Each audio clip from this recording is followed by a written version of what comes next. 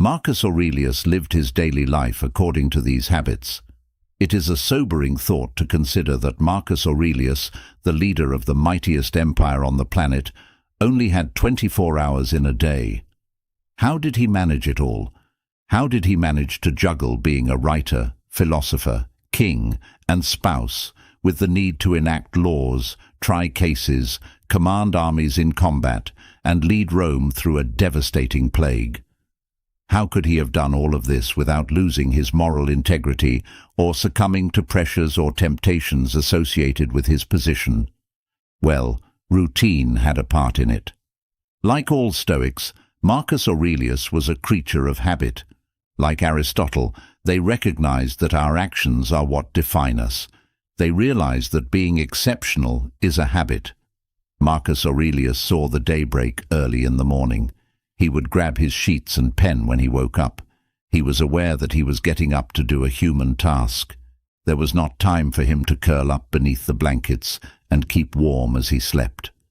When the sun came up, Marco would take out his diary and write for a few minutes on the blank page, allowing his mind to clear and helping him to recall what really mattered.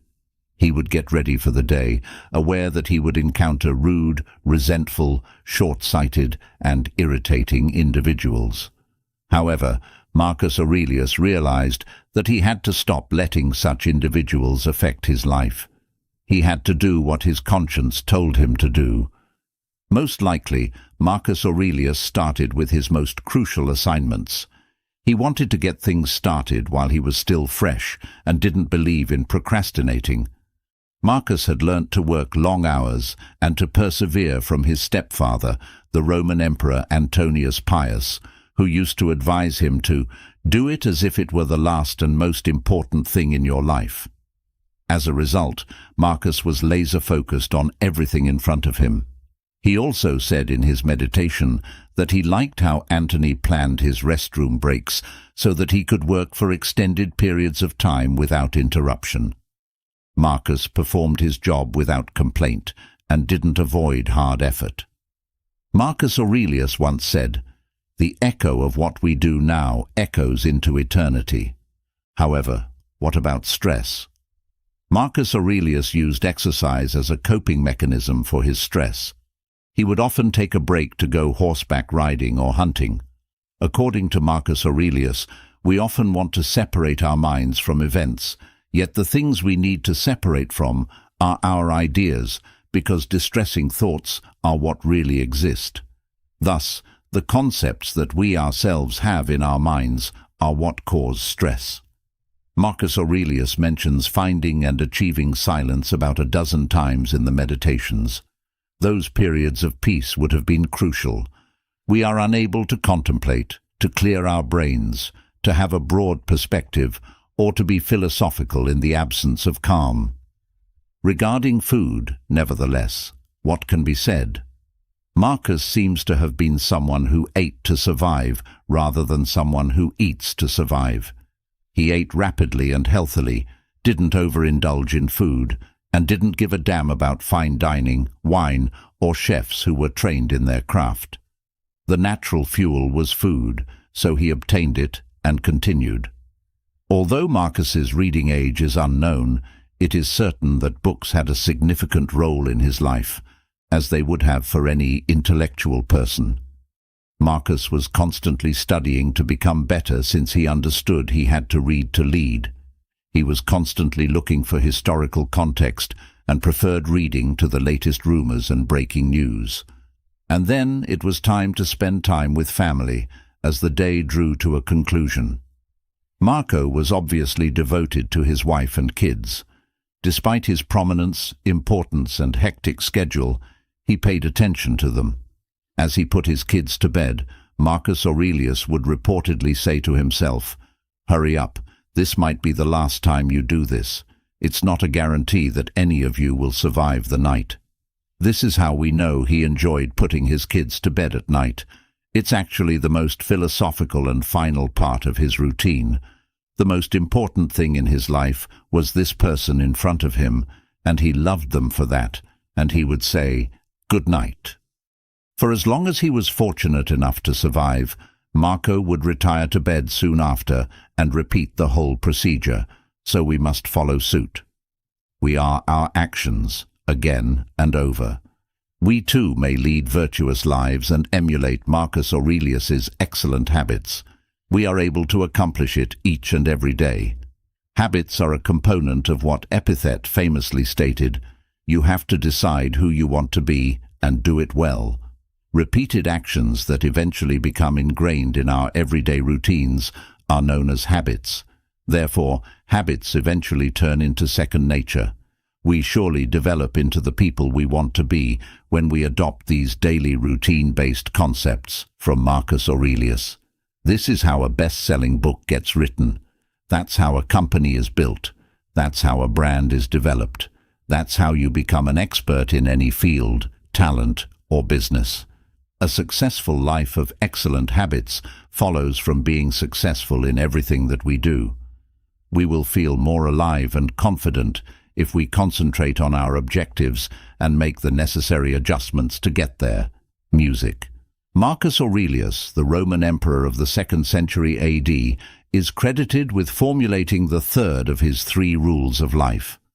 Don't waste any more time arguing about what a good man should be. Aurelius was the last of 5 acknowledged good emperors to reign Rome. The empire was sustained by knowledge and virtue under his direction. Stoicism, a philosophy that prioritized destiny, reason, and self-control, was the subject of his studies. Epictetus, the Stoic philosopher and former slave, was the primary influence on Aurelius, despite the fact that he was affected by numerous thinkers and intellectual writings. The emperor wrote a collection of autobiographical works known as the Meditations when he was in power. Even though the Meditations were never meant for publication, they are nonetheless printed today and may even be more well-liked than before. The journal demonstrates that the world's most powerful man was experiencing the same issues that we do now and will continue to face in the future. Come along as we explore the 3 life principles that Marcus thought were essential to leading fulfilling lives and how we may modify them to fit with our contemporary lifestyles. First rule: always strive for an objective assessment of the occurrences.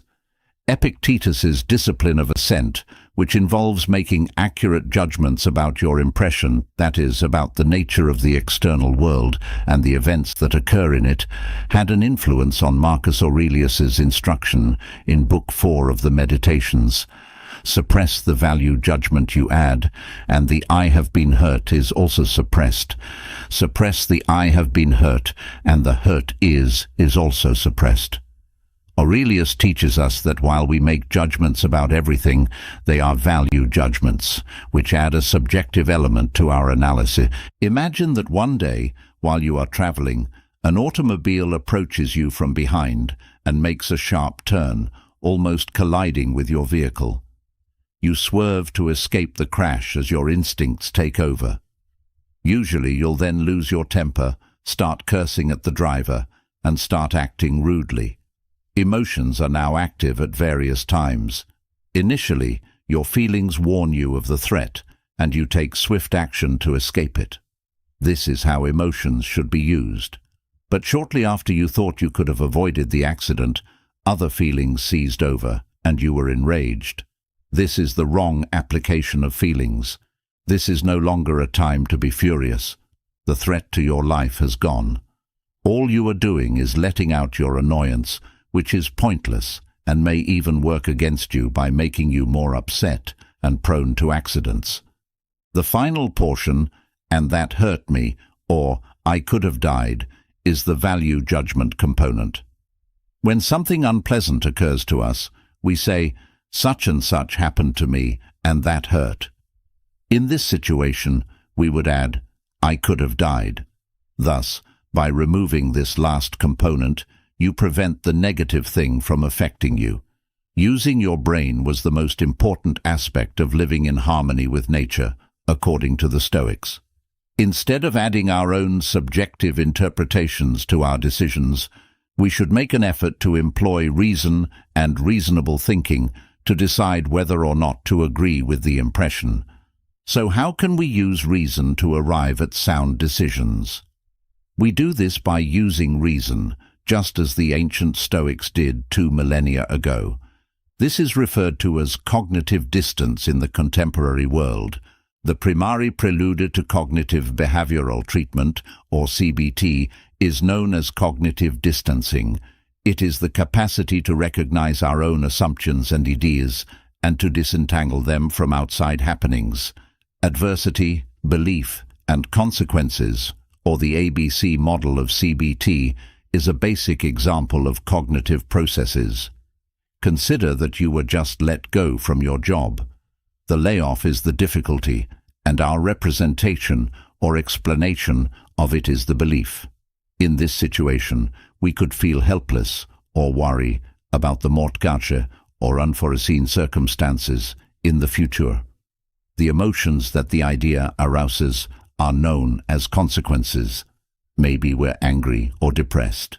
You are not making an impartial assessment when you make a decision like this and give the events significance. Thus, always remember to take each situation as it comes and use the discipline of judgment to consider if your opinions are warranted. Let's say you believe you are unworthy and that you will never get a job or lose your house after being dismissed from your work. Is being fired a clear sign that you are unworthy or that you won't be able to obtain employment in the future? Naturally, no. Of course, there are other jobs out there, and if you improve yourself over time, you could eventually get a position that's better than the one you left. Non-cognitive behaviors may serve to further support this. You may think of mindfulness meditation as a non-cognitive activity. When you meditate, all you are able to do is focus on your ideas as they arise and pass. You may note how different the ideas and sensations connected with being written off as worthless are from the concept that you are not your thoughts. Believing these things is one thing, but developing a keen sense for them is quite another. As Marcus Aurelius would argue, by adopting this strategy, we are putting certain external events' values on hold in order to prevent unpleasant feelings. Has your spouse been unfaithful to you?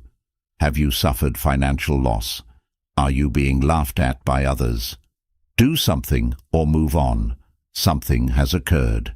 Aim for objective assessments of events, since they cannot harm you if you do not let them. The second rule is to only want what you can control. Inspired by Epictetus's discipline of desire, Marcus Aurelius states in the 7th book of his Meditations, "Love only the event that comes upon us and is bound to us by fate." According to the Stoics, there are 4 passions that stand in the way of our happiness and cause us to suffer. They separated the 4 passions into 2 categories: desire, which is for things not now owned or expected in the future, and pleasure and misery, which are for things that an individual is currently engaged with. We will concentrate on the emotion of desire in this rule. All that Marcus Aurelius cared about was what he could control or what occurred to him. He would often remind himself during his meditations that the majority of life's events are out of his control. Life is erratic, he concluded. Nothing has altered in that aspect in 2 millennia.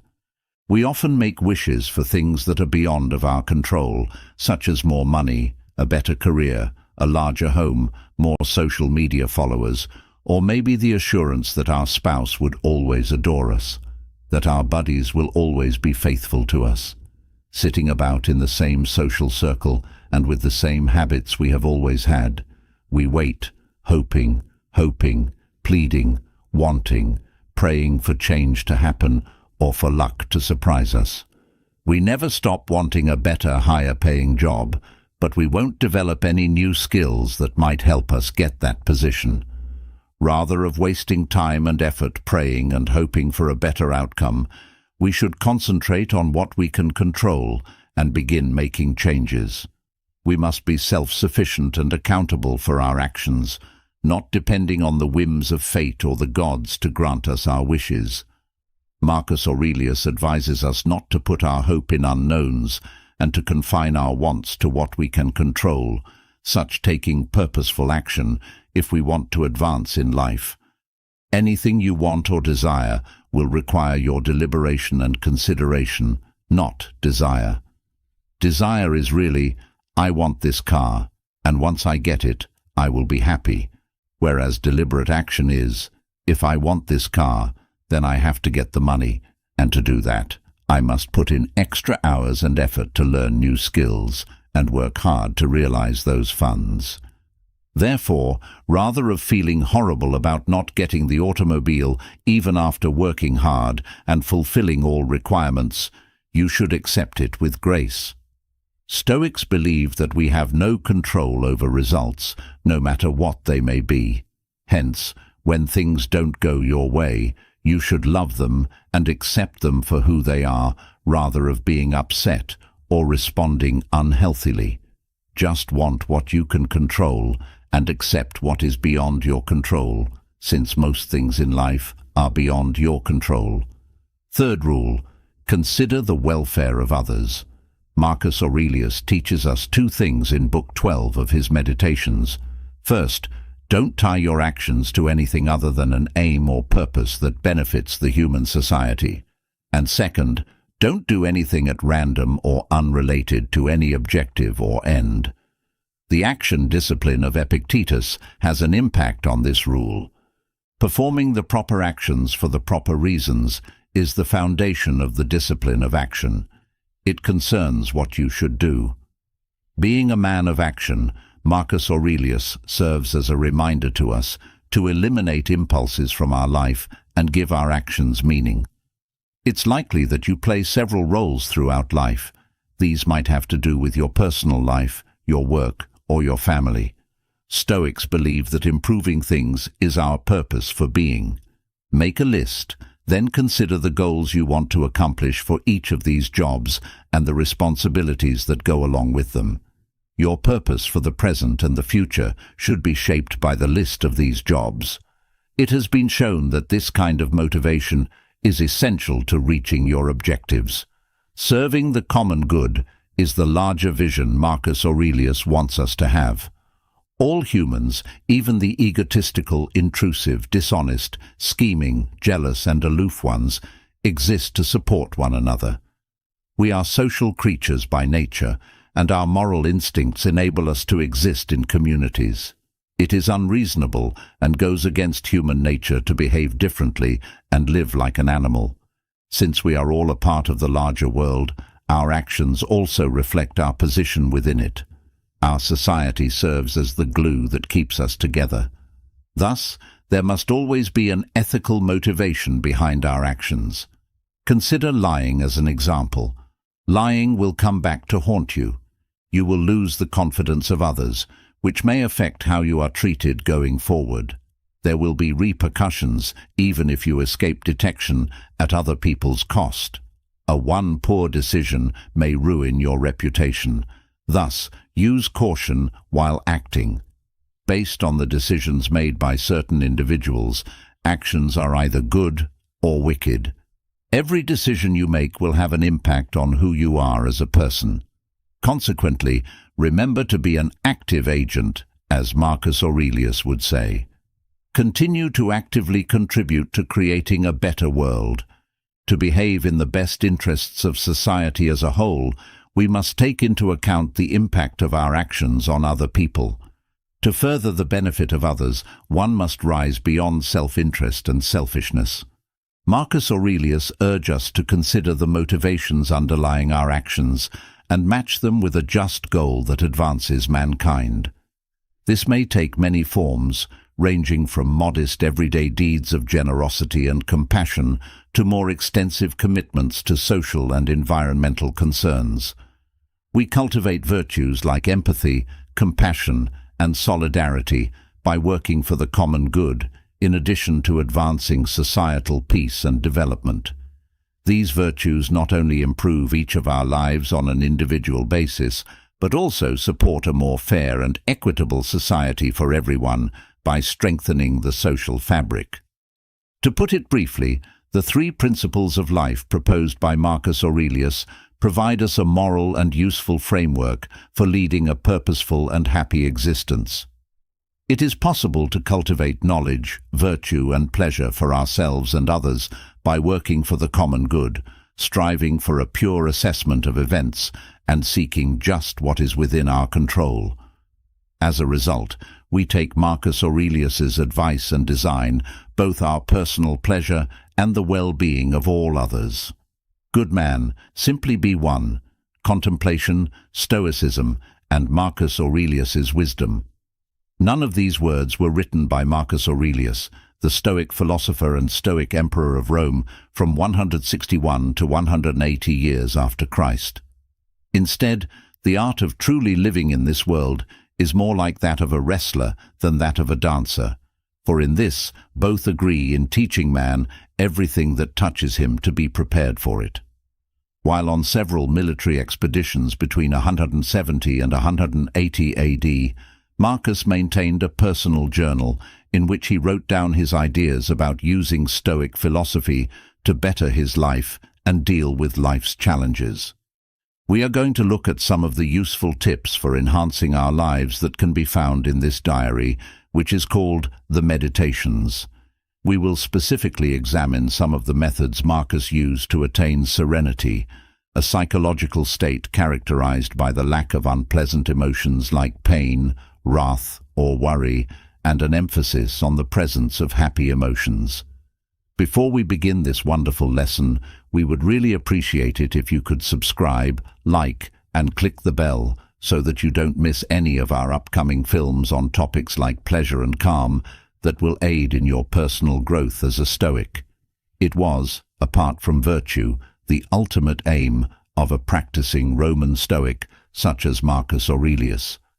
The central tenet of the Stoic style of living is that what matters most for our happiness and peaceful existence is the internal dialogue that goes along with the events in our lives, not what actually occurs to us. According to Marcus Aurelius, you have power over your mind, not over external events. Realize this, and you will find strength. The Stoics believed that achieving any outward good, such as riches, fame, attractiveness, or influence over others, was not the path to a happy life. They believed that mastery of the mind, not any of them, was the way to a happy existence. The Stoics made the point that because external circumstances might cause things to come and go, we forfeit control over our life if we base our pleasure on them. A guy who is self-conscious about his looks will eventually become older. A wealthy man might easily lose his wealth, and a well-known actress can become weary of the fleeting nature of things. The Stoics believed that we had the ability to control how our mind frames or interprets life's experiences, in contrast to material possessions. Whether we realize it or not, there are too many cues and perspectives to consider when anything occurs, making it difficult to interpret in a single manner. We create the mentality, so to speak. We must realize that we don't have to react negatively to setbacks or cruel treatment in order to minimize the impact of negative emotions. The Stoics believed that we should take control of this fact and use it to our advantage. The incapacity of most people to live in the moment is one of the primary factors that affects the quality of ideas, as Marcus Aurelius acknowledged. This is why it is so important, because, as he stated, the happiness of your life depends on the quality of your thoughts. On the other hand, individuals often worry about the future or ruminate on the past. Epictetus, the great slave philosopher, taught Marcus a method that helped him better appreciate each moment. This method, which is now referred to as negative visualization, entails considering how fleeting everything outside of our control is. For example, one should consider their own mortality in silence while assessing a buddy. The Stoics believed that individuals needed to be more conscious of the transient nature of everything, even if some would find this to be gloomy. Marcus Aurelius also cautioned against taking too much pleasure in these reflections, should their loss ruin our peace of mind. Additionally, he reflected on the idea that his own death may occur at any time and utilized the negative vision to help him live more in the present. The Stoics believed that a person was more inclined to live life to the fullest and try to enjoy each moment if they were aware that it may end at any time. This kind of understanding also helps put many of the issues that most people worry about in perspective. Worrying about other people's views may also cause bad feelings and disrupt our quality of cognition, in addition to worrying about the past and the future. Marcus argued that an overabundance of worry about these decisions would not result in a fulfilling existence, but rather an unhappy one. One of the reasons why individuals at the station have little value in their comments is because most of them are focused with unimportant things. Marcus Aurelius was also against looking to the masses or following the majority's consensus to determine how one should live. In his own words, all that people in life is emptiness, rottenness, pettiness, dogs biting each other, children laughing while fighting and suddenly bursting into tears. It makes sense for someone who aspires to peace of mind that he said, "The aim of life is not to be on the side of the majority, but to escape finding oneself in the ranks of the mad." Epictetus himself counseled against being enraged when someone insults or offends us. Marcus advised against matching evil with evil, and instead realized that the greatest form of retaliation is to not act in the same way as the one who insulted you. When another blames you or hates you, or people express similar criticisms, look into their souls, penetrate into their inner selves, and see what kind of people they are. You will realize that there is no need to be tormented by the idea that they have any particular opinion against you. Marcus Aurelius is a wise man, and using his teachings to help transform your life requires repeated practice of Stoic techniques.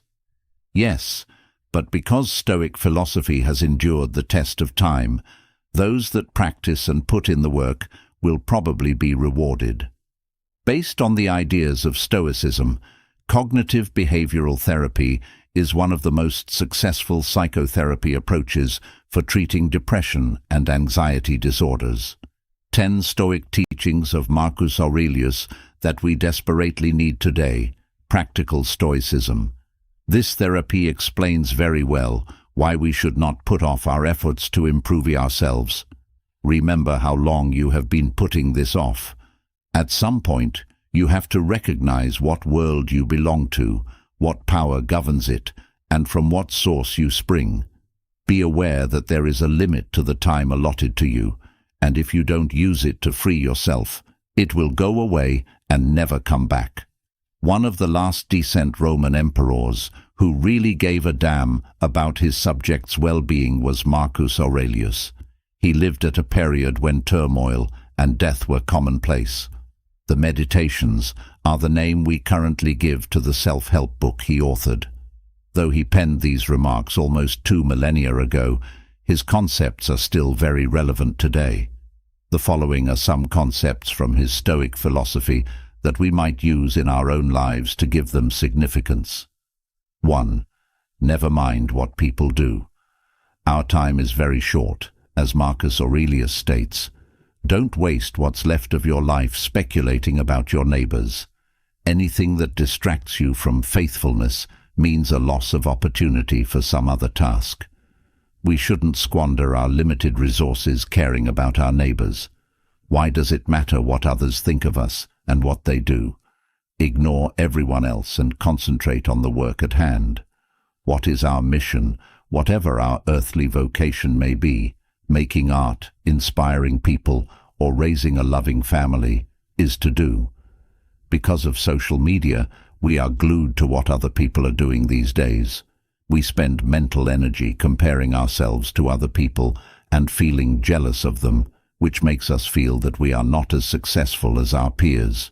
You have to step back from doing everything that other people are concerned about in order to remain focused and disregard what they are doing.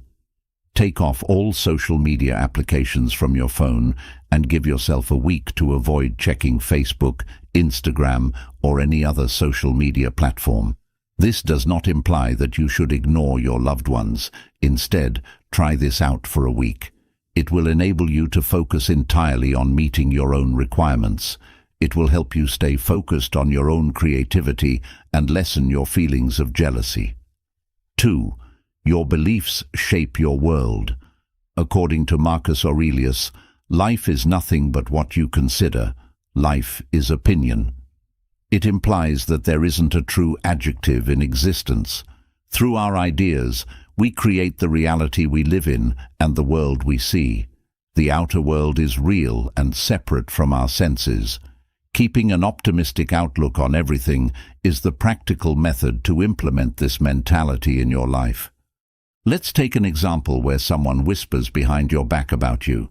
Moreover, when someone insults, tries to hurt, or criticizes us, it's not the insult. It's self that hurts us. Rather, it's how we interpret what they say that does. So, instead of getting frustrated, you can tell yourself, I'm glad someone is talking about me. It means I'm not boring and I'm doing something interesting. How can we feel upset if we consider other people's actions to be unimportant? Try this for a week. Find the good in every situation that comes your way. Consider this. How can this insult make me a stronger person? For instance, if you are insulted, see every situation as a chance to improve. 3. Reduce your efforts. Marcus Aurelius teaches us of the value of living a simpler life and eliminating pointless actions. The wise guy stated, "Let your deeds be few if you want to know satisfaction." Even better, restrict your interactions to those that are necessary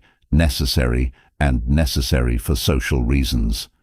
And the way it demands makes a lot of our words and actions superfluous. We will experience less stress if we refrain from doing ineffective actions. Eliminating superfluous things from our lives will allow us to concentrate more on the things that really matter to us in life. The less words, actions, ideas and emotions we have, the less time we will waste. That may be the chance to spend time with your loved ones, engage in artistic endeavors, or provide a helping hand to others.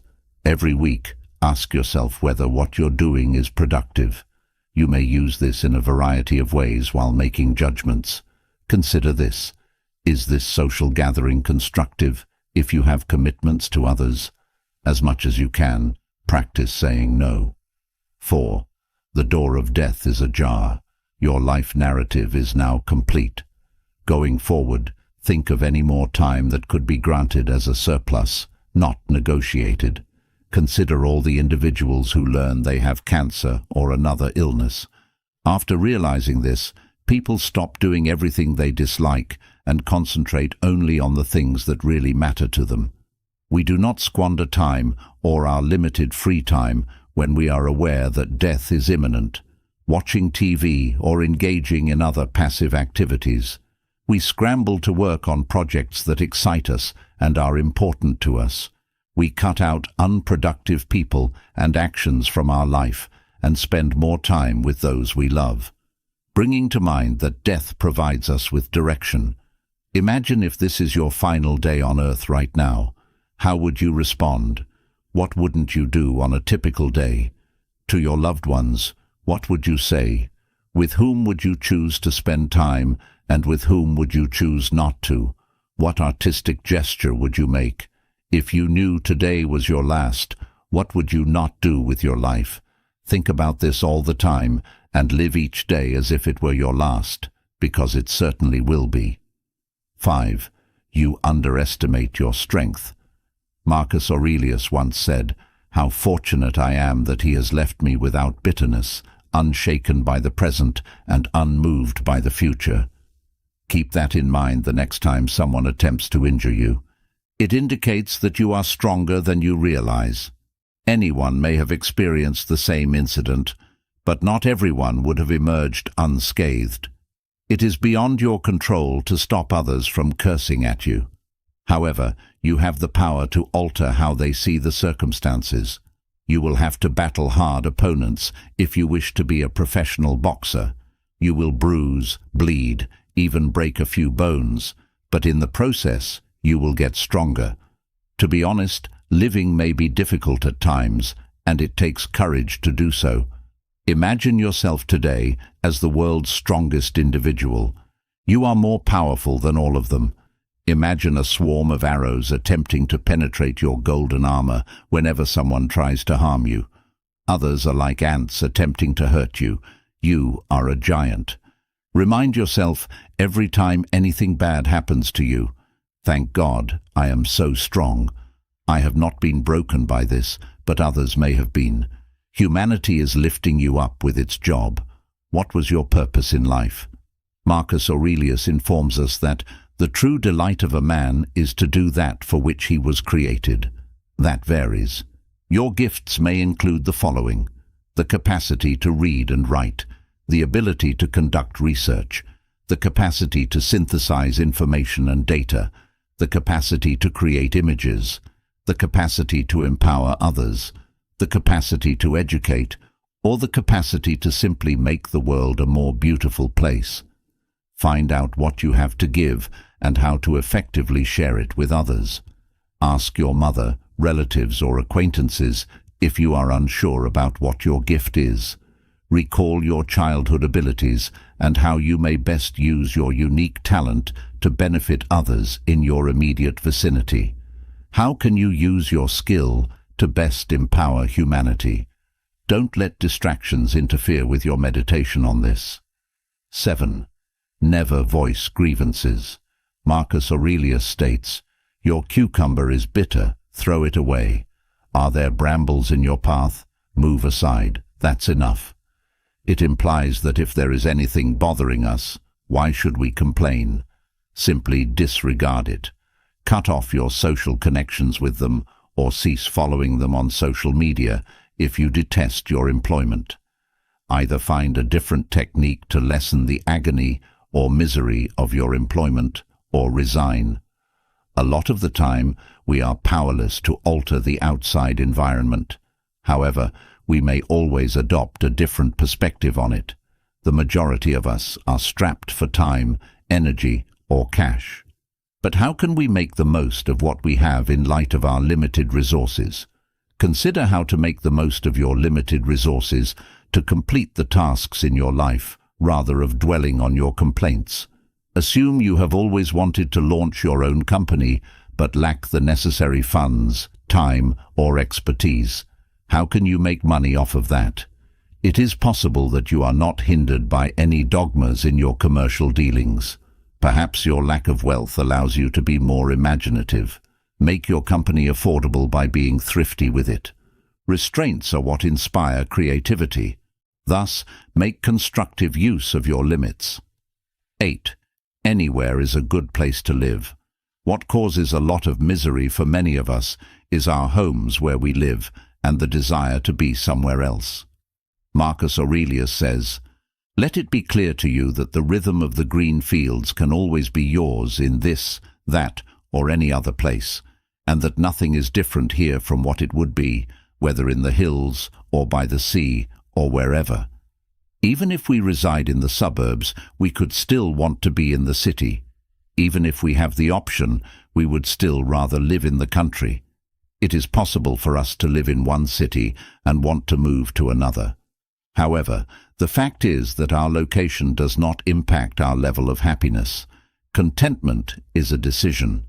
Remind yourself today that you can find happiness wherever you are. It is up to you to decide to be content. To be happy, you don't have to be someplace else.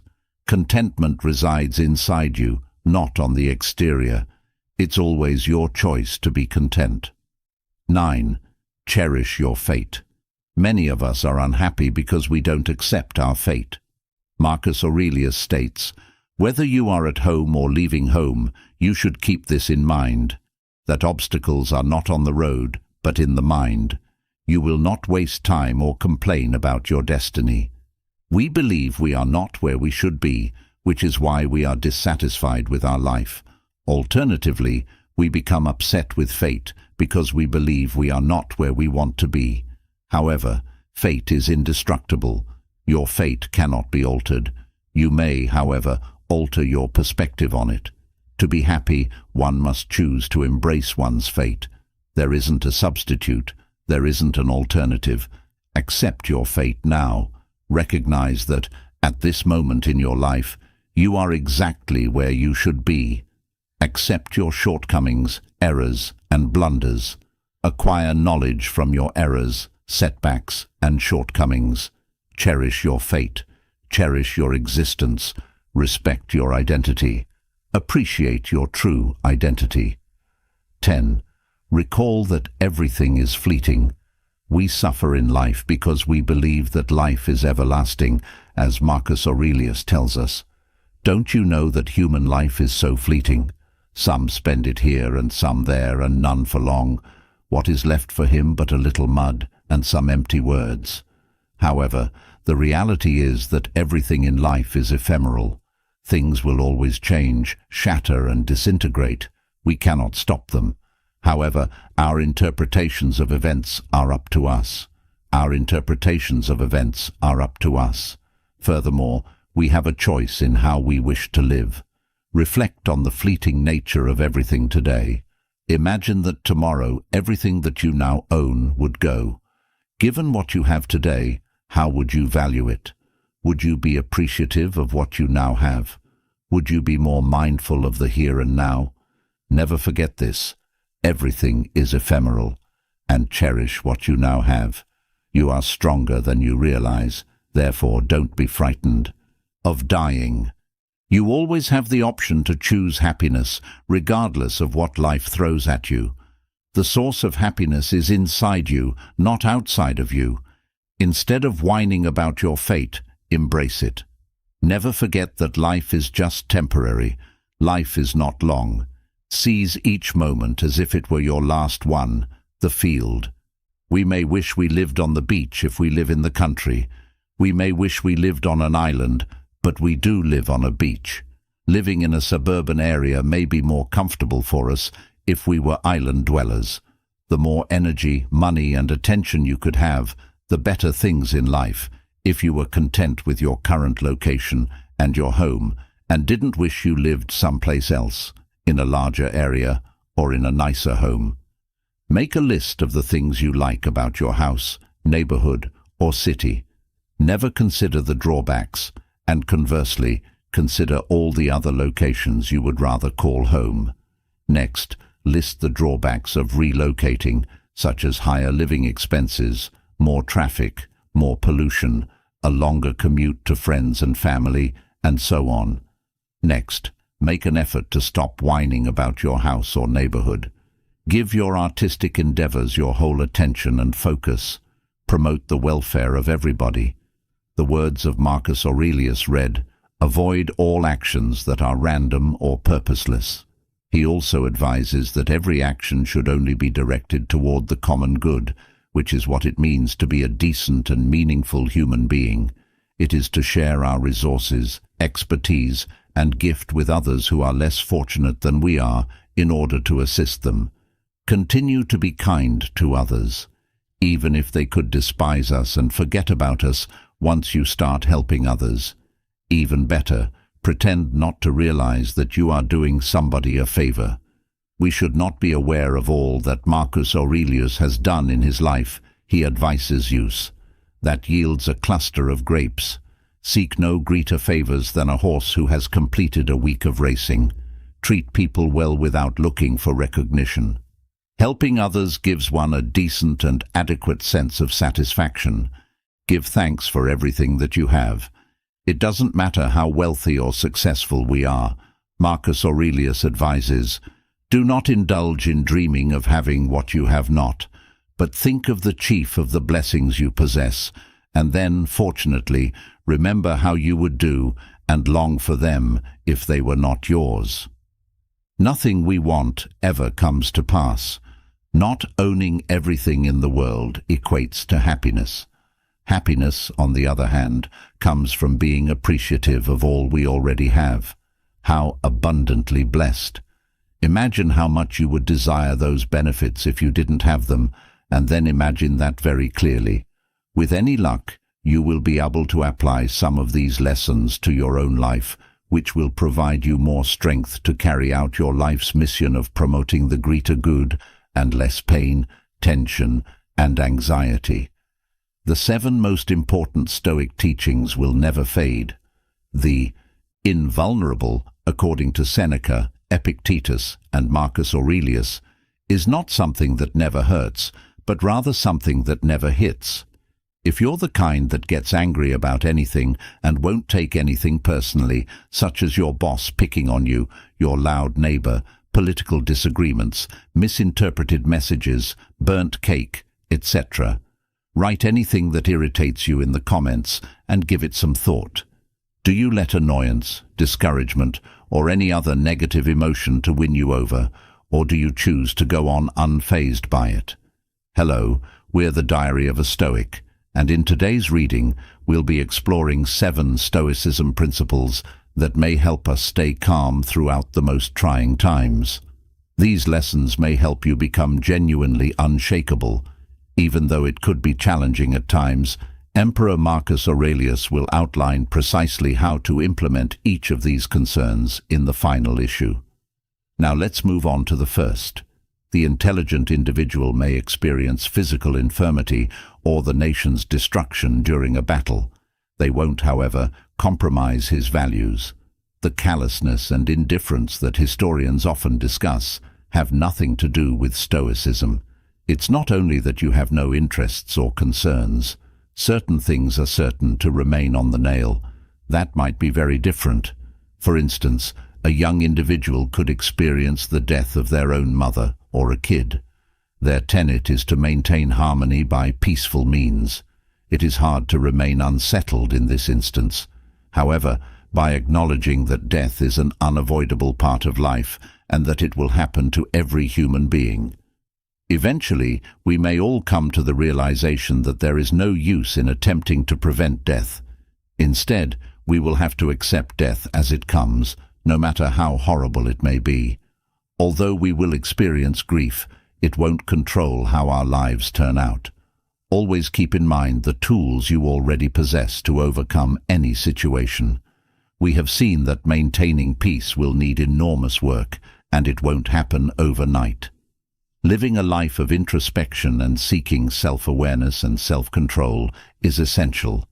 As such, it is critical that we be able to live a lifestyle grounded on contemplation and philosophy rather than in immediacy. In order to be able to use our own resources to rescue ourselves when needed, we must first develop internal resources. Training is necessary to develop this awareness of what is and is not within our control. We recommend using our Stoicism music as a self-training resource. I'll provide a link to it at the conclusion of the video and in the description. You won't find a playlist this extensive nowhere else, in my opinion. The less important ones don't even sense it, and they don't employ their typical power to put up a deadly fight. As a matter of fact, they ignore it, or believe they are deserving of pity and mockery. Now consider this. If we shouldn't be alarmed by significant challenging issues, then what about little ones? They really do infiltrate the line just in front of you. Even if you put in a lot of effort to complete the job, you still didn't receive what you really desired. You sent the person you like a WhatsApp message 3 hours ago, and they haven't responded. Just 12 people liked your lovely photo of yourselves married. I suppose you don't have to say anything after all. You must have recognized by now how meaningless it is to give in to such little desires. When things that you've been waiting a long time to happen finally do so with less fanfare. This is a fantastic concept to support our ability to bounce back from setbacks, and it's preparation of the mind, not pessimism. It reminds us that life is full of potential negative things.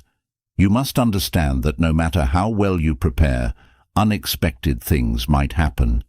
You have to understand that things fail and people die, that your body is susceptible to sickness, that your career may not endure forever, and so on. We offer you a video in our collection that will help you comprehend this on a deeper level.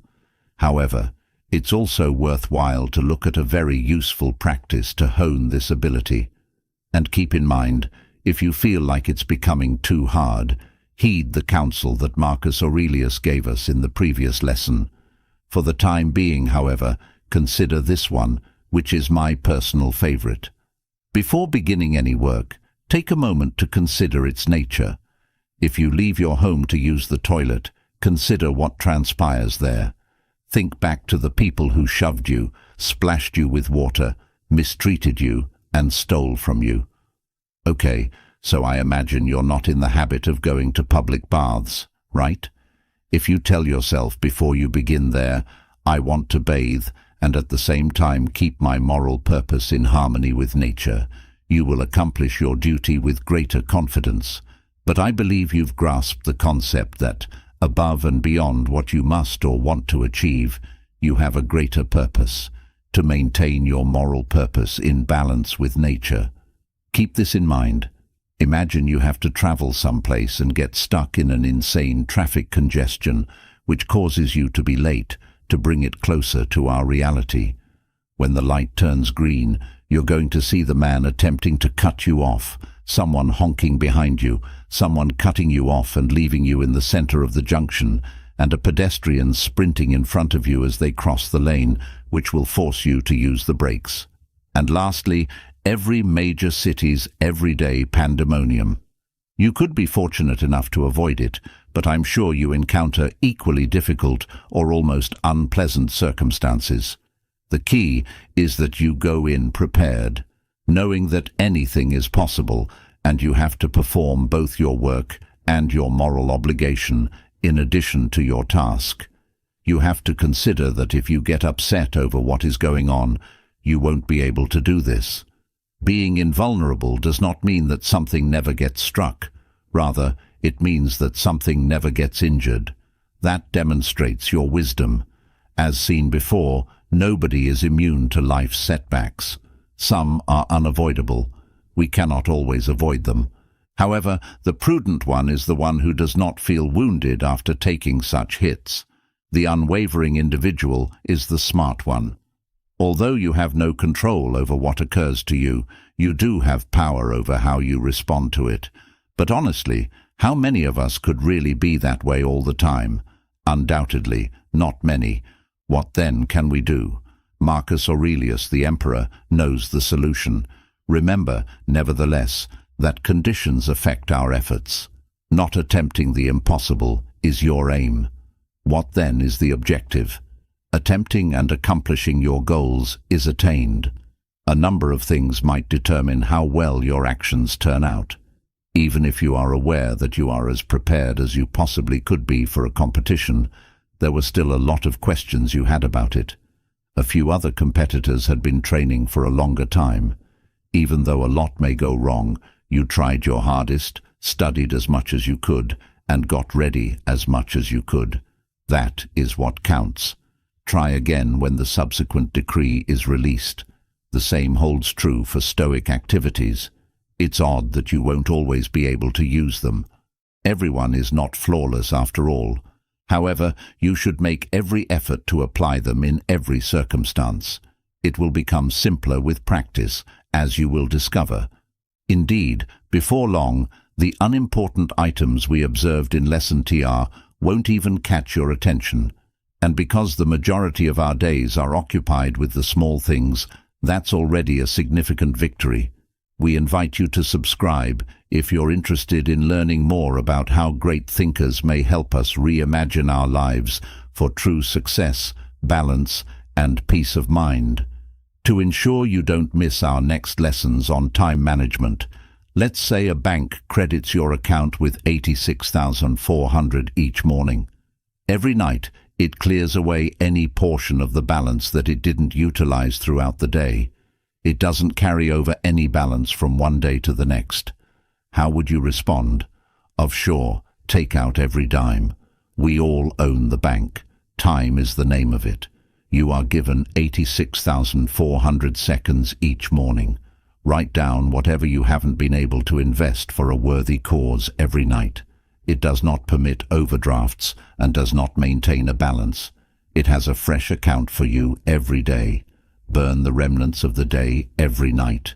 You bear the loss if you don't utilize the deposits for the day. There is no going back or turning away from the future. As a result, there is either insufficient or excessive time. We are the only ones who can determine how to manage our time. The question of whether we want to accomplish something or not is always more important than whether we have the time to do it. We'll cover 5 crucial and useful time management strategies in this video that will enable you to accomplish all of your goals. First piece of advice: devour that frog. Author Brian Tracy came up with the idea, which centers on doing the most crucial tasks first thing every day. As Mark Twain famously observed, if you eat a live frog first thing in the morning, you can face the day knowing it's probably the worst thing that will happen to you all day. Your greatest chore, and the one you tend to put off, is your frog. In the event that you take no action, the theory is that if you do a chore in the morning that you would have otherwise put off, you'll feel accomplished and find the remainder of the day to be easier. Let's take a scenario where you have a report to write, food to purchase, and laundry to do. You know how much you detest washing laundry every day. So, the method to prioritize your to-do list is to start completing the item that you are likely to delay. In this scenario, I would propose that you wash the laundry first before you do anything else. After completing the dreadful chore, the route of shopping and writing a report won't seem as difficult, and you'll feel more in control. Let's pretend you're a salesman. Making sales calls is one of the most critical things you can do to complete business, but it's also one of the toughest, since you need to hear 20 no's for every yes you receive. The rationale for this strategy is because, in the morning, your mind is clear, the workplace is calm, and you haven't been tugged in 6 different ways yet. It's your one opportunity to prioritize what matters most to you before your phone begins ringing and your email inbox starts filling up. By clearing something crucial off your to-do list before anything else, you have both momentum and a feeling of success before 10 a.m. Getting things done is a habit, and if you start each day by achieving something significant, you'll get more done than 90% of the people in the company. Whatever your frog is, make sure you have all supplies and equipment ready the night before so that there is least bother the following day. For example, if your objective as a sales manager is to make 50 calls, have your customer list ready. Make sure the list is filled out accurately with contact information and past observations. The likelihood of completing the task increases with the number of unimportant items on your mind upon waking up. Use the Eisenhower matrix as your second tip. The Eisenhower matrix is essential for determining your most crucial task, getting to know your frog. The task's importance and degree of urgency might be used to evaluate any task according to the matrix.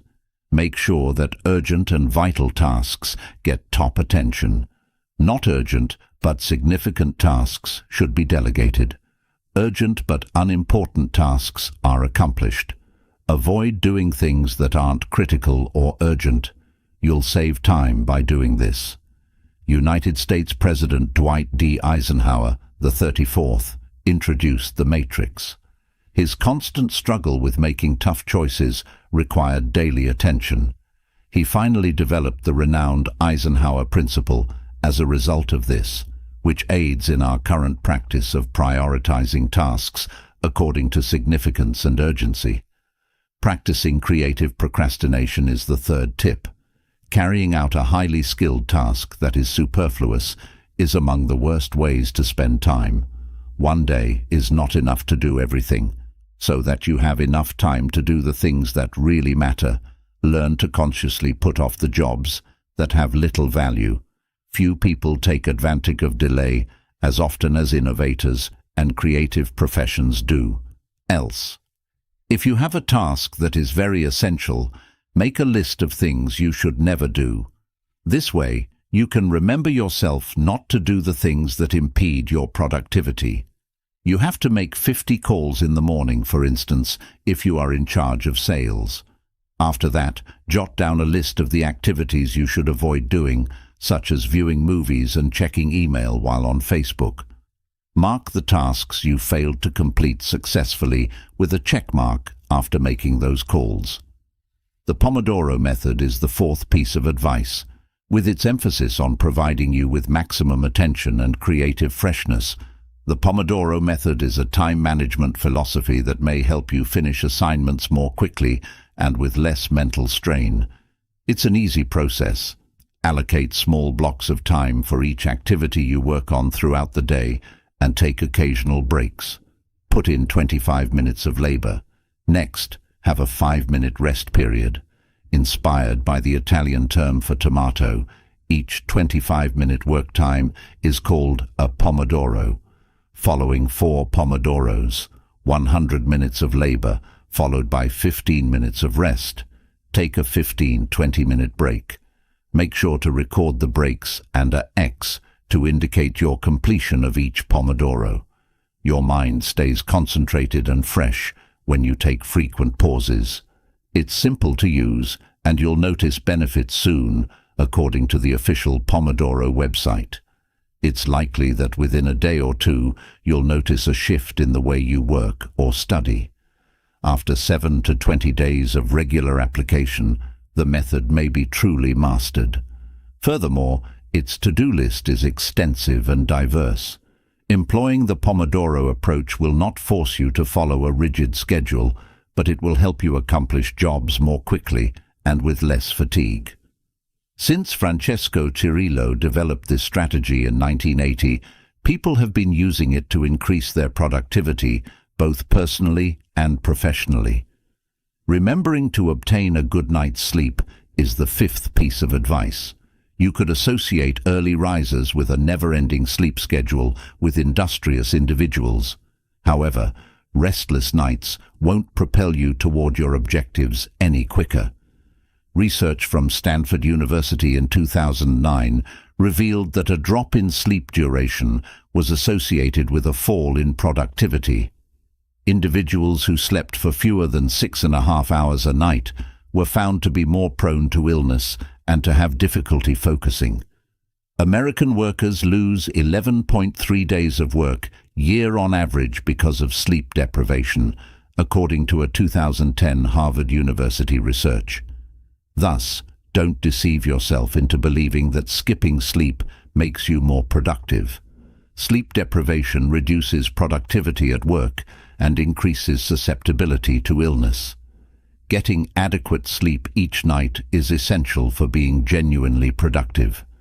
Recall that there are many time management strategies that may help you be more productive and accomplish your objectives more quickly.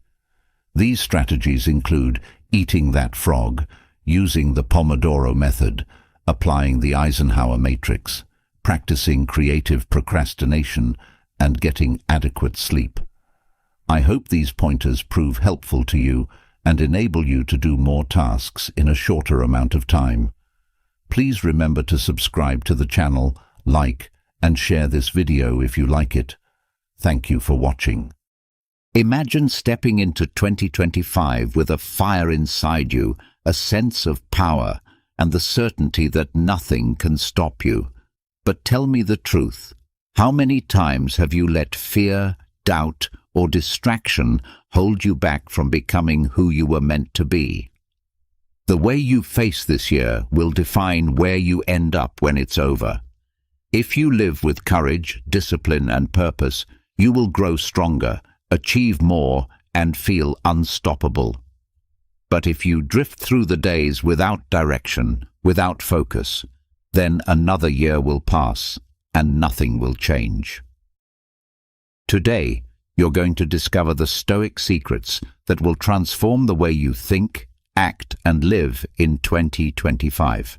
These are not just ideas. They are powerful tools, proven by time, to help you rise above excuses and take full control of your life. So get ready, because after this video, you will never see challenges the same way again. Before we begin, I want you to make a commitment to yourself. Write in the comments. This is not just a phrase, it is a promise you make to yourself. The more you repeat it, the more it becomes part of who you are. So write it down now, and let's get started. I am unstoppable. Number 1. Practice negative visualization. Stop for a moment and think about this.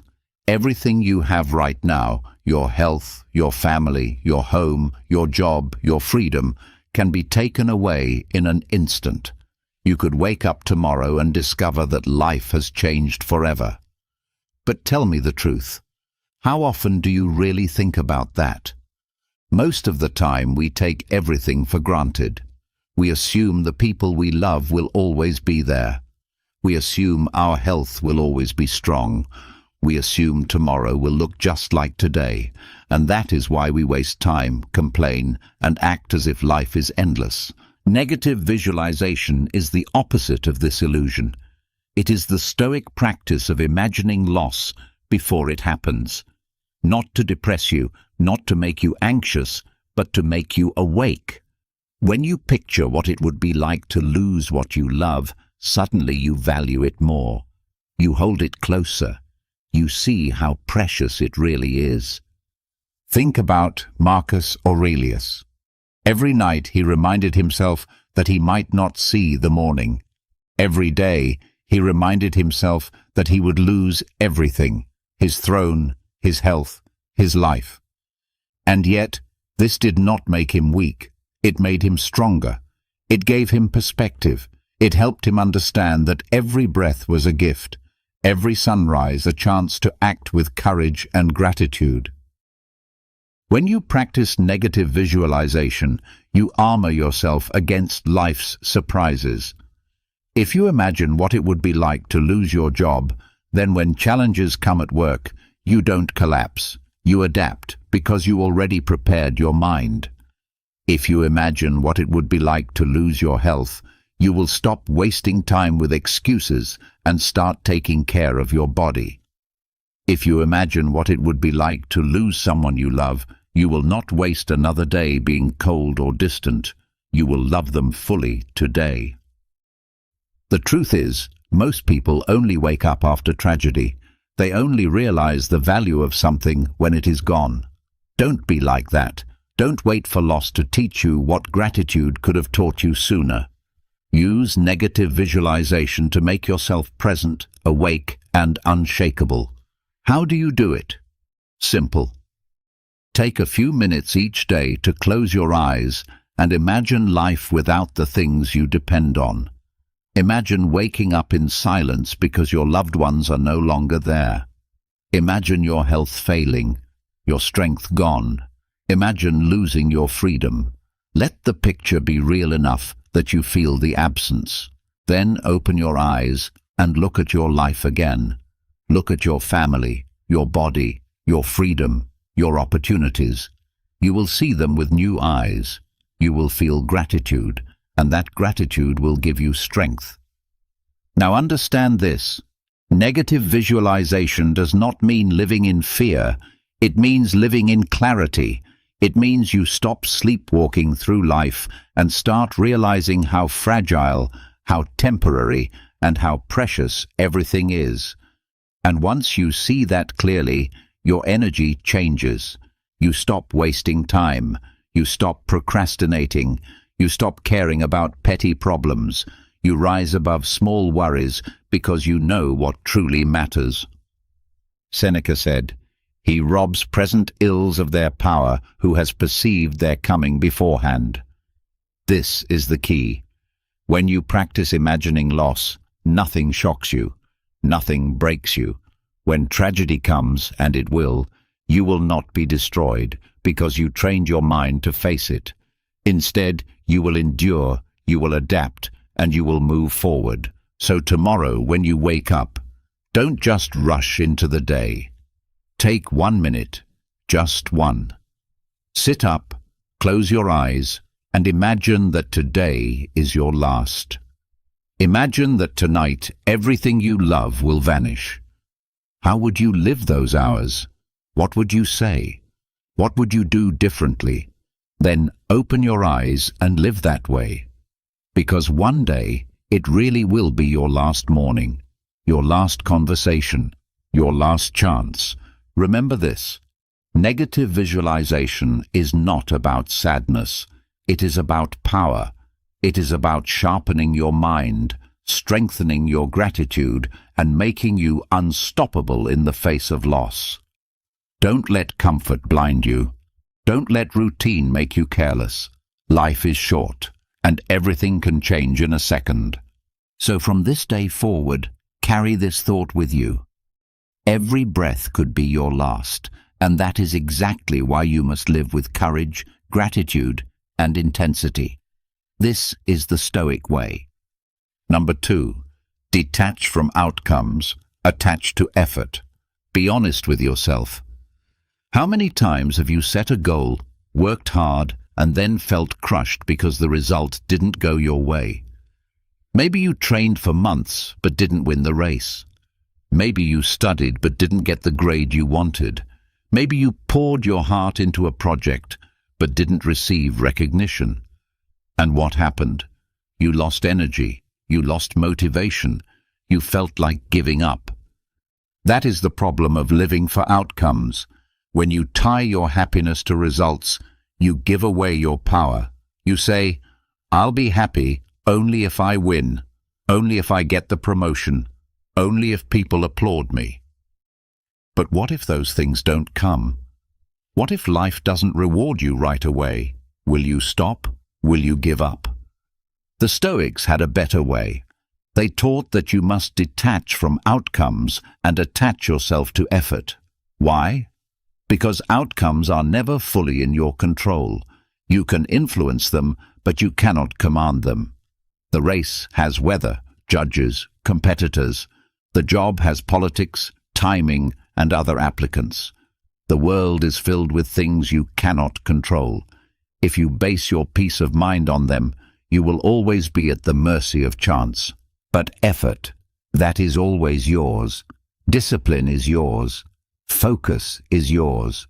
Showing up every day, giving your best, refusing to quit, that is something no one can take from you. Marcus Aurelius wrote, "You have power over your mind, not outside events. Realize this, and you will find strength." This is the essence of effort over outcome. Think of the archer. The Stoics loved this example.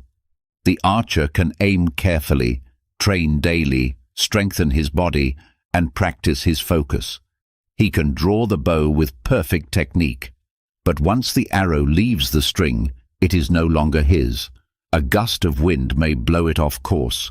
The target may move. A distraction may throw it off. The outcome is not guaranteed, but the effort, the hours of training, the discipline to aim well, that is his victory. When you live attached to effort, you free yourself. You stop obsessing about whether you will succeed or fail, and instead you put all your energy into the present moment. You stop asking, "What will happen?" and you start asking, "Am I giving my best right now?" That shift makes you unstoppable because results no longer control you. This is why some people keep moving forward while others give up. The ones who give up are those who wanted results and didn't get them. The ones who endure are those who love the process, who care more about the work than the applause. The Stoics understood this deeply. Fortune is not always fair, life is not always just, but effort is always noble. So how do you practice this? Every day, remind yourself of this truth. The scoreboard does not matter. What matters is the work you put in today. If you write, focus on writing with clarity and discipline, not on whether the book will sell. If you train, focus on giving your body everything you can, not on whether the medal will come. If you lead, focus on serving with integrity, not on whether people praise you. When you detach from outcomes, something powerful happens. You actually perform better. Why? Because you are no longer tense, no longer anxious, no longer distracted by fear of failure. You are present, fully absorbed in the effort, and this focus often produces better results than obsession ever could. But even if the result doesn't come, you still win. Why? Because you lived with excellence, you lived with discipline, you honored your effort. Epictetus taught, "Some things are up to us, some are not." This is the law of life. Outcomes are not up to you. Effort is. So why waste energy crying over what you cannot control? Put all of it into what you can. Ask yourself this: what kind of person do you want to be? Someone who only tries when success is guaranteed, or someone who fights, works, and gives their best, even when the odds are against them? The Stoic answer is clear. Greatness is not measured by trophies, but by effort, by discipline, by resilience. So from today forward, whenever you face a challenge, tell yourself this: the outcome is not mine, the effort is mine. Then step forward and give everything you have. If you win, good. If you lose, still good. Because in both cases, you lived with courage. And that is true victory. Remember this: success is not in the result. It is in the effort. Detach from outcomes. Attach to effort. Do this, and nothing can stop you. Number 3. Journal like a philosopher. Let me ask you something. How many thoughts pass through your mind each day? Hundreds, thousands. You worry, you plan, you doubt, you dream. But tell me the truth. How many of those thoughts actually help you grow? Most of them disappear, forgotten as quickly as they came. Others stay and drain your energy because you never take the time to examine them.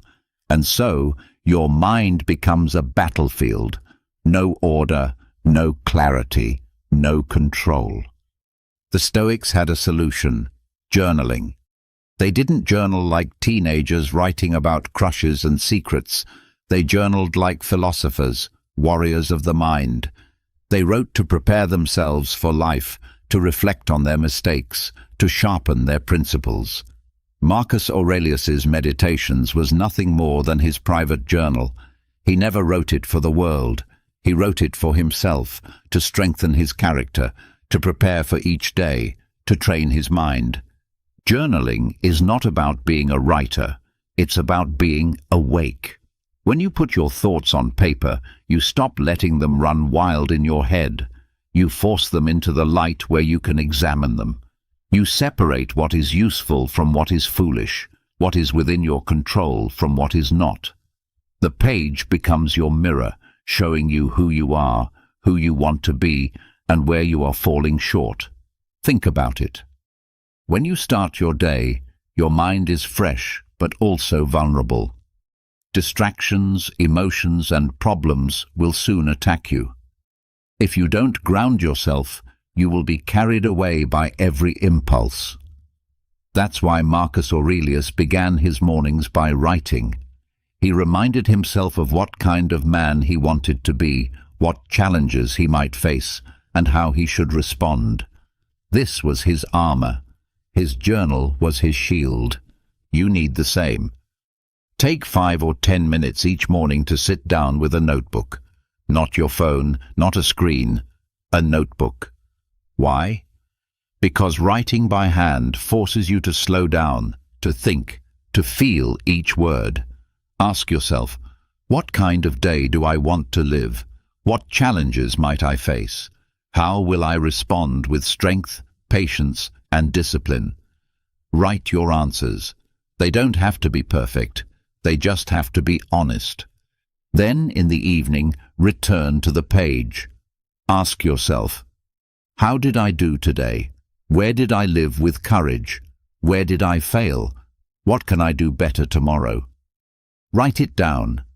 Don't judge yourself harshly. Simply record it, learn from it, and grow. This is how you build wisdom, one page, one day, one lesson at a time. Seneca said, "When the light has been removed, and my wife has fallen silent, aware of this habit of mine, I examine my entire day and measure my deeds and words." This was his way of journaling, an evening reflection, holding himself accountable. You can do the same. Here's the truth. Journaling like a philosopher will change your life, not because the words are magical, but because the practice builds self-awareness. You stop living on autopilot. You start noticing your patterns. You see where you are strong and where you are weak. And with that clarity, you gain power. You can't change what you refuse to face. But when it's on the page, there's no escape. You must face yourself. Don't think you're too busy. If an emperor ruling an empire found time to journal, you can find 10 minutes. The excuses are lies. The truth is, you don't lack time. You lack discipline. So here is your challenge. Tomorrow morning, before you grab your phone, open a notebook. Write down your intentions for the day. Write what kind of person you want to be when challenges come. Then, in the evening, return to the page and write what actually happened. Repeat this every day. Watch how your mind sharpens, how your focus grows, how your life changes. Remember this, journaling is not about recording your life. It is about refining your life. It is not about remembering what happened. It is about deciding how you will live. Journal like a philosopher, and your words will shape your character. Your character will shape your actions, and your actions will shape your destiny. So don't just let your days slip away. Don't let your mind be a storm of unexamined thoughts. Pick up the pen. Face yourself. Train your soul. Journal like a philosopher, and you will carry wisdom with you into every single day. Number 4. Seek discomfort in reputation. Let's be honest. How many decisions in your life are guided not by wisdom, not by courage, but by fear of what others will think?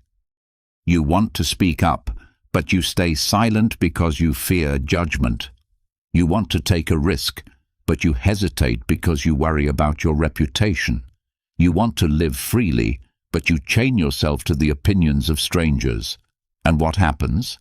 You become a prisoner, not of your circumstances, but of your image. The Stoics taught a harder, braver way. Seek discomfort in reputation.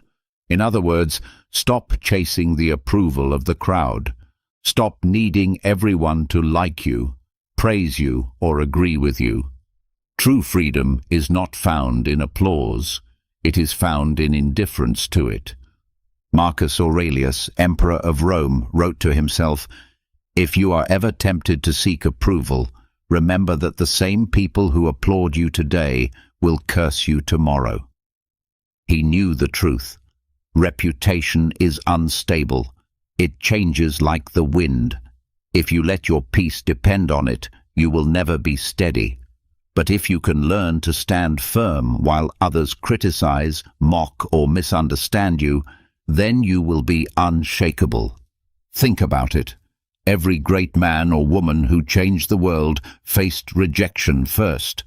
Socrates was mocked, condemned, and killed for his ideas. Marcus Aurelius was hated by rivals who spread lies about him.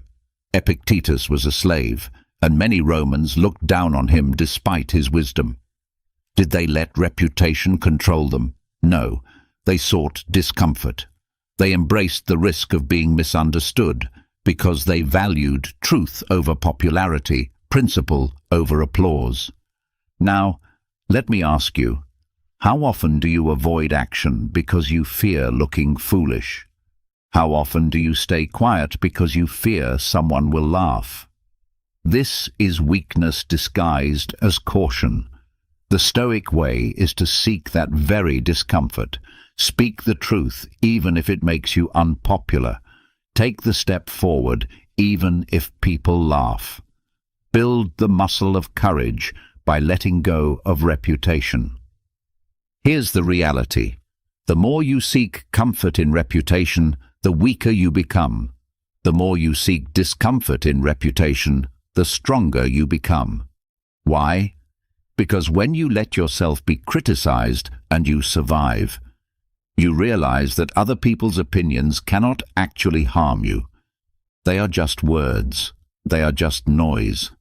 And once you see that clearly, you are free. So how do you practice this? Start small. If you are afraid of being judged, put yourself in situations where judgment is guaranteed. Speak in public. Share your ideas.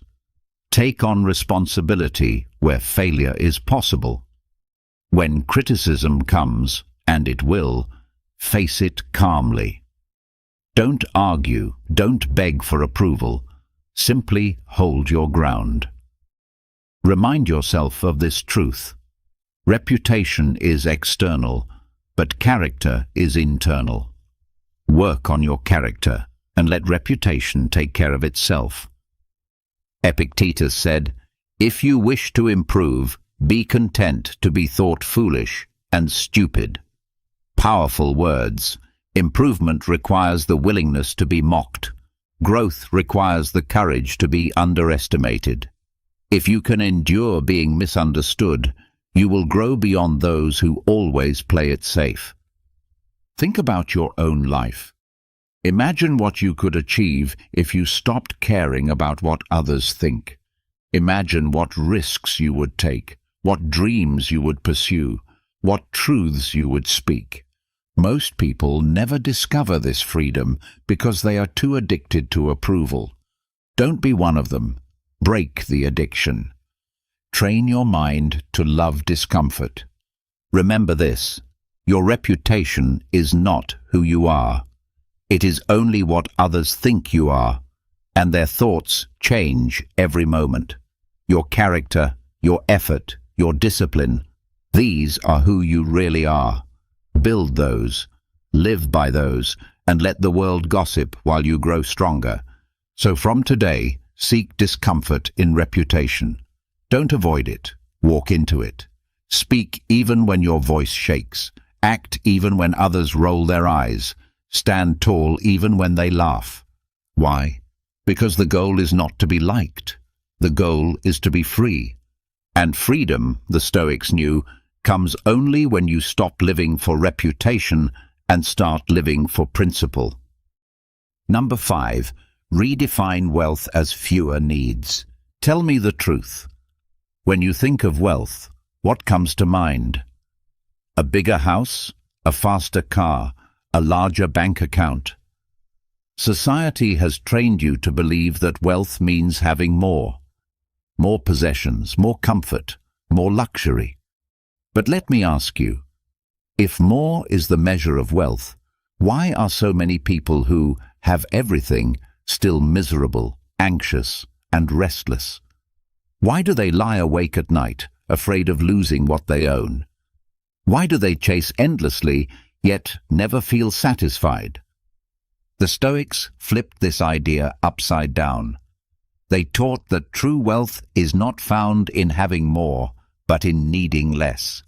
Seneca wrote, "It is not the man who has too little, but the man who craves more, that is poor." Think about that. A man who owns little but is content, who wakes up each morning grateful for what he has.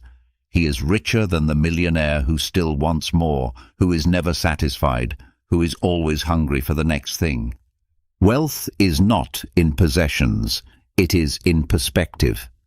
If you always need more, you will always feel poor. If you can be satisfied with less, you will always feel rich. Let's test this. Imagine a man who eats simple bread and water each day, and he is content. Now imagine another man who eats gourmet meals, drinks expensive wine, but feels empty when he cannot have more. Which one is wealthier? The first, because he controls his desires. The second is a slave to them. The Stoics practiced this truth daily. They lived simply, even when they could afford luxury. Marcus Aurelius ruled an empire, yet he chose modest clothes and plain food. Why? Because he knew that comfort makes you soft, but discipline makes you strong. He understood that freedom comes not from adding possessions, but from subtracting desires. Ask yourself, how many of your problems come from wanting what you do not have? How much stress do you create by chasing things you don't truly need? That bigger house, that new gadget, that constant comparison to others. It never ends. You tell yourself, once I get this, I'll be happy. But when you get it, you only want the next thing. That is not wealth. That is slavery. So, what's the Stoic answer? Redefine wealth as fewer needs. Train yourself to enjoy what is already in front of you. Learn to find joy in simplicity. Eat a plain meal and remind yourself that you don't need luxury to be satisfied. Sleep on a hard bed sometimes, just to prove that you don't need silk to rest. Take a walk without your phone, and remember that nature is free, and it gives you more peace than any expensive entertainment. This doesn't mean you must reject success or comfort. It means you must not be owned by them. If fortune gives you riches, enjoy them with moderation, but don't depend on them. If fortune takes them away, remain unshaken, because your true wealth was never in gold or silver. It was in your mind, your discipline, your freedom from endless craving. Epictetus, who was born a slave, put it perfectly. Wealth consists not in having great possessions, but in having few wants. He had nothing, yet he was free. How many rich men today can say the same? Here is your challenge. Starting today, measure your wealth not by what you have, but by what you can live without. Try this exercise. Spend one day with the simplest food, the simplest clothes, no luxuries at all. Ask yourself, do I really need more than this? You will be surprised at how little it takes to live well and how free you feel when desires no longer control you. Remember this, the poor man is not the one who lacks possessions. The poor man is the one who is never satisfied. And the rich man is not the one who owns the most. The rich man is the one who needs the least. So from this day forward, redefine wealth. Don't chase endless cravings. Don't measure your life by the size of your house or the weight of your wallet. Measure it by your freedom, your gratitude, your ability to live with less and still feel complete. Because true wealth is not about abundance of things. It is about mastery of self. Number 6. Use insults as mirrors. Think about the last time someone insulted you. Maybe they called you lazy. Maybe they mocked your appearance. Maybe they laughed at your mistakes. How did you feel? Angry? Hurt? Defensive? Did you replay their words in your mind over and over, letting them poison your mood, maybe even your entire day? This is the trap most people fall into. They believe insults are wounds. They let every word cut them. They let every opinion control their emotions. And because of this, they walk through life weak, fragile, and easily broken. But the Stoics taught a different way. They said insults are not wounds, they are mirrors. They reflect something back to you. Sometimes the reflection is false, and it tells you more about the person throwing the insult than about yourself. Other times the reflection is true, and it reveals a weakness you can improve. Either way, insults are opportunities, not injuries. Epictetus said, "If anyone tells you that such a person speaks ill of you, don't make excuses. Simply answer, He was ignorant of my other faults, or else he would not have mentioned only these. Do you see the power in this? Instead of being offended, he used insults to gain perspective. If the insult was true, he faced it honestly. If it was false, he let it go. Either way, he remained free. So how do you use insults as mirrors? Simple. When someone insults you, stop. Don't react with emotion. Don't rush to defend yourself. Ask a question instead. Is there truth in what they say? If yes, be grateful. You have just been given a free lesson about yourself. If no, then why be upset? Would you be angry if someone called you a tree or a cloud? No, because it's not true. So why be angry if someone calls you lazy or weak when you know you are not? Let me give you an example. Suppose someone says, "You're always late." Your first reaction might be anger. But if you look into the mirror, you might realize they are right. You have been careless with time. Instead of rage, feel gratitude. That insult just pointed out a flaw you can now correct. You grow stronger because of it. Now imagine someone calls you stupid when you know you study, you work, you think carefully. Why be angry? Their insult is like throwing dirt at the wind. It comes back to them, not you. Here's the truth. Insults only hurt if you give them power. They are just words. They carry no weight unless you attach your ego to them. When you let go of ego, insults bounce off you. Or better, they sharpen you. You either dismiss them as false or use them as tools for growth. In both cases, you win. Marcus Aurelius faced constant criticism as emperor. Enemies plotted against him. Citizens complained about him. Rivals spread lies.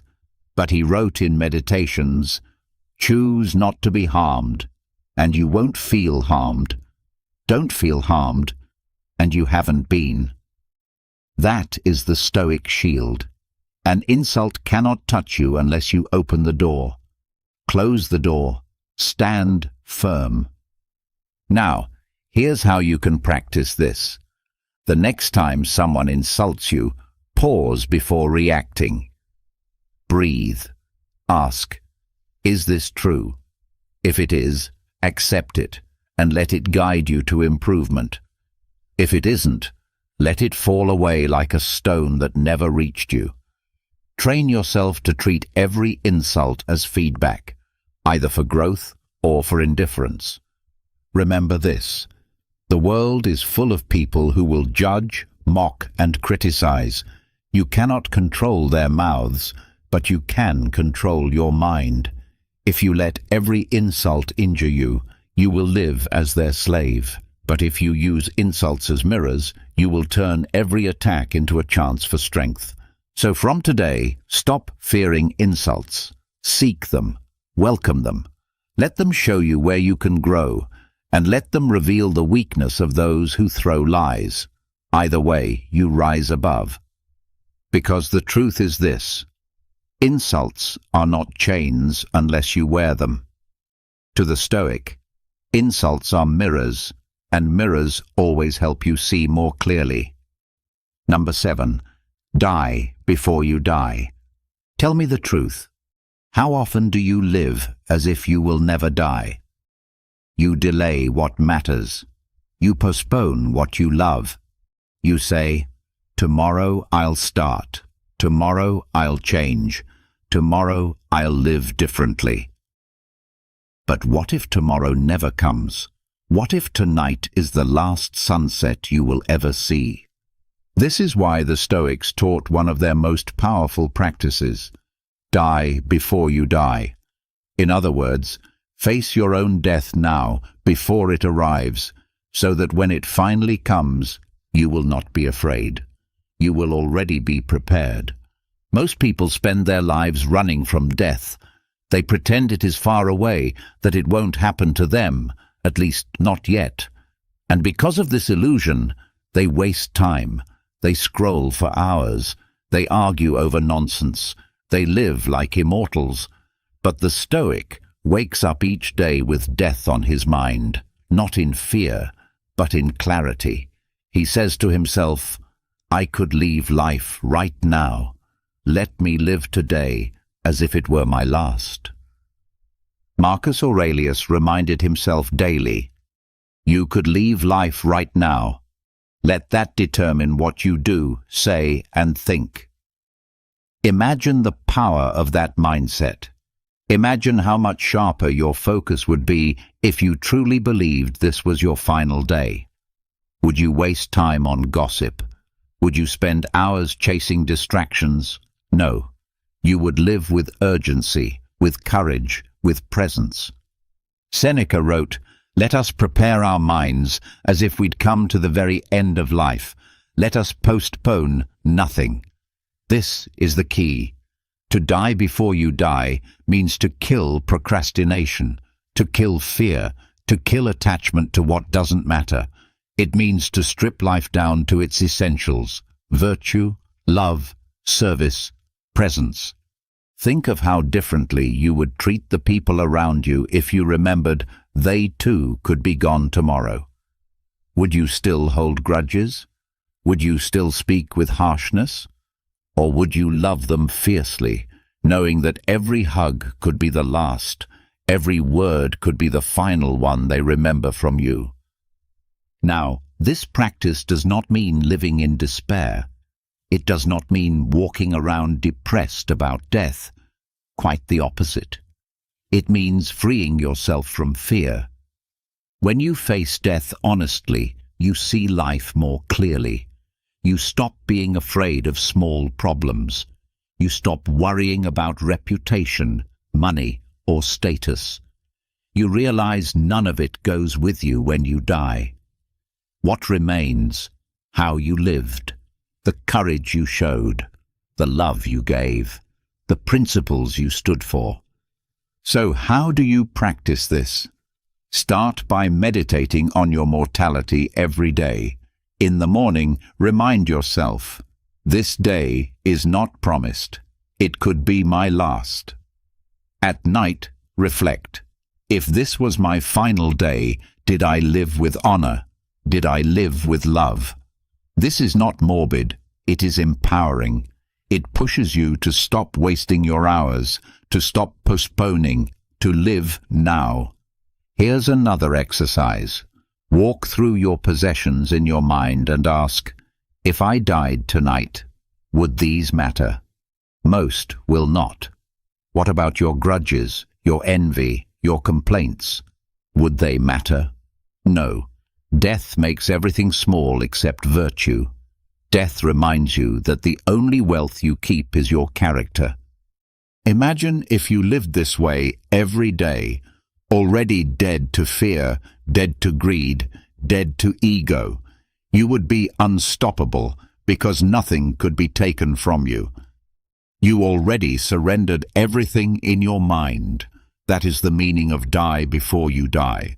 So when death finally comes, you will not be surprised. You will not be broken.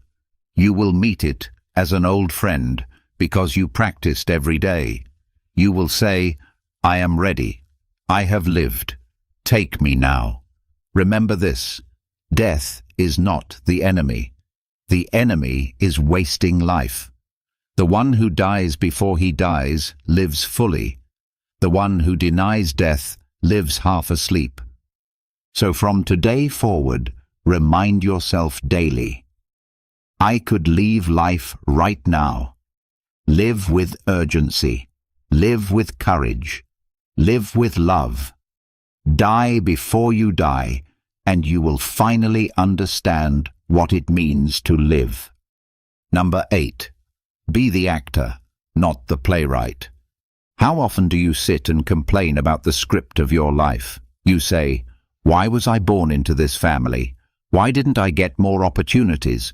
Why did this happen to me? You wish you could rewrite the story, erase the hard parts, change the characters, and shape every event to your liking. But tell me the truth. Has that ever worked? Has life ever bent perfectly to your plans? No. Life does not hand you the pen. The Stoics taught that in this world you are not the playwright. You do not control the script. You are the actor. The story has already been written by nature, by fate, by forces beyond you. You don't decide what play you are in or what role you are given, but you do decide how you perform it. And that, my friend, is where greatness lies. Epictetus said it best. Remember that you are an actor in a play, which is as the playwright wants it to be. Short, if he wants it short. Long, if he wants it long. If he wants you to play a beggar, see that you play even this part well. If a cripple, a ruler, or a private citizen, whatever it may be, see that you play it well. Think about that. You don't get to choose your role, but you do get to choose how you embody it. Some people are born into wealth, others into poverty. Some are born healthy, others sick. Some face constant hardship, others enjoy ease. You cannot control which of these scripts you receive, but you can control whether you play your part with courage, discipline, and honor, or with weakness, bitterness, and complaint. This is the freedom the Stoics understood, the freedom not to write the play, but to perform it well. Life may hand you tragedy, but you can act it with dignity. Life may hand you comedy, but you can act it with humility. Life may hand you greatness, but you can act it with restraint. The problem is that most people spend their lives arguing with the script. They waste energy wishing it were different instead of giving their best performance in the role they have. They don't realize that the strength of an actor is not in choosing the story, but in how deeply he lives it. Ask yourself this: what if your role is to face hardship so others can see courage in action? What if your role is to lead quietly, not loudly? What if your role is to suffer with dignity so your children learn resilience? Would you still resent your part, or would you embrace it as sacred? Marcus Aurelius, Emperor of Rome, carried the weight of ruling during wars, plagues, and betrayals. Do you think he wanted that script? No, but he played it with honor. He did not complain that fate made him emperor. He simply asked, "How can I play this role well?" That is why we still read his words today. Now, how can you practice this? Each time you face something outside your control, remind yourself, I am the actor, not the playwright. Stop asking, why me? Start asking, how can I perform this well? If you are poor, perform poverty with strength and gratitude. If you are rich, perform wealth with humility and generosity. If you are sick, perform sickness with patience. If you are strong, perform strength with service. This mindset changes everything. It gives you peace in situations that once filled you with rage. It gives you purpose in moments that once felt meaningless. Because now you understand, the goal is not to control the story, it is to control your character.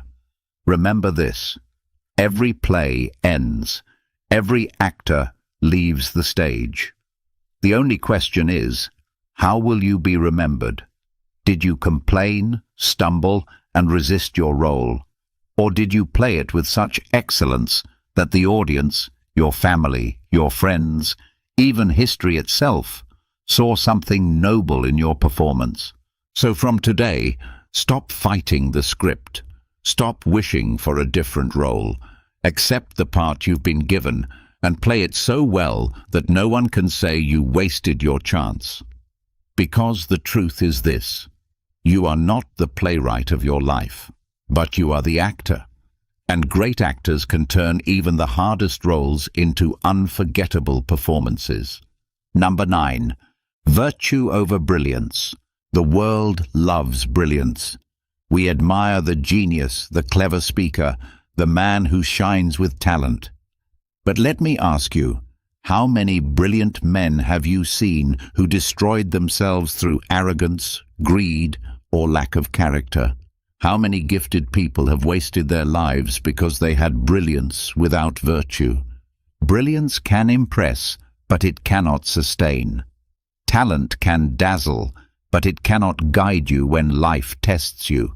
Knowledge can make you sharp, but without virtue, it makes you dangerous. The Stoics understood this truth. Brilliance is nothing without character.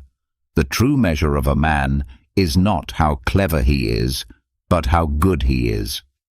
Marcus Aurelius was emperor, philosopher, and brilliant strategist. But what makes us admire him today is not his intelligence alone. It is his virtue, his kindness, his self-discipline, his fairness, his commitment to justice. Epictetus was sharp and wise. But what makes his words eternal is not his cleverness. It is his integrity as a man who lived his teachings even in chains. Seneca was one of Rome's greatest thinkers, yet his finest lesson was this: virtue is sufficient for happiness. Ask yourself this: what is brilliance without virtue? It is a sword without a hand to guide it. It cuts, but it does not build. It dazzles for a moment, but it does not endure. A man may have brilliance and win applause, but if he lacks honesty, courage, humility, he will fall. The Stoics knew that brilliance belongs to fortune, but virtue belongs to you. Fortune can take away your talent, your success, your reputation, but no one can take away your virtue. Think about it. Would you rather be remembered as clever or as good, as a man who impressed or as a man who inspired? The clever man may be admired for a moment, but the virtuous man is respected for eternity. Here's the trap. In our time, people chase brilliance. They want to look smart. They want to outshine others. They want to prove their intelligence, their wit, their superiority. But the Stoic does not chase brilliance. He chases virtue. He asks, am I just? Am I disciplined? Am I brave? Am I wise? Because he knows these are the qualities that build a life that cannot be shaken. Virtue is the root. Brilliance is the flower. If you chase the flower and ignore the root, it will wither. But if you cultivate the root, the flower will grow on its own. So how do you live this truth? First, stop obsessing over how smart you appear. Stop trying to win arguments just to prove yourself. Stop caring about praise for your talent. Instead, focus on living with honesty, fairness, courage, and self-control. Ask yourself, in this moment, what would the virtuous man do? Not the clever man, the virtuous man. Second, when you admire others, don't admire only their brilliance. Admire their character. Respect the man who is steady under pressure more than the man who is witty at dinner. Respect the woman who acts with justice more than the one who dazzles with words. Brilliance fades. Virtue remains. Third, remember that fortune decides brilliance, but effort decides virtue. You may not be the most talented, you may not be the smartest, but you can always choose to be honest. You can always choose to be disciplined. You can always choose to be courageous. That choice is always in your control, and that choice, more than brilliance, makes you unstoppable. The Stoics believed the highest good was virtue, not brilliance, not wealth, not fame. Virtue was the one thing that led to happiness, the one thing that no power, no enemy, no fate could strip away. So from today, let this be your standard. Do not ask, am I impressive? Ask, am I virtuous? Do not ask, do they think I am brilliant? Ask, do they know I am just? Brilliance can make people applaud you for a moment. virtue can make them trust you forever. Remember this: brilliance belongs to the few, but virtue is available to all. And in the end, history remembers not who shined the brightest, but who lived the best. So choose virtue over brilliance, for brilliance is a gift, but virtue is a choice, and the man who chooses virtue can never be poor, never be broken, never be defeated. Number 10. Time as humbler. Look at your life. You chase goals, you build plans, you dream of tomorrow as if time belongs to you. But tell me the truth. How many years have already slipped through your hands? How many promises have you delayed? How many moments have you wasted thinking you had more? Time is the one enemy you cannot conquer. You may gain wealth, you may rise in power, you may sharpen your mind, but every day time takes from you. It takes your youth, your strength, your opportunities. No matter how brilliant, no matter how powerful, no man has ever defeated time. And that is why the Stoics called time the great humbler. Seneca wrote, "It is not that we have a short time to live, but that we waste much of it." The truth is harsh. Life is long enough if you live it wisely, but most people do not. They waste years in distraction, chasing comfort, pleasing the crowd, fearing death. Then one day they wake up old and bitter, realizing too late that time cannot be bought back. Time humbles everyone, kings and slaves, rich and poor, the proud and the humble.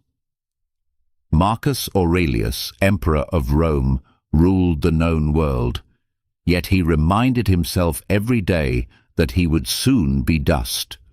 He looked at fame, wealth, glory, and asked, "What is all this compared to time?" The answer was clear: nothing. Time erases all of it. Statues crumble, names are forgotten, victories fade. Now, here is the key.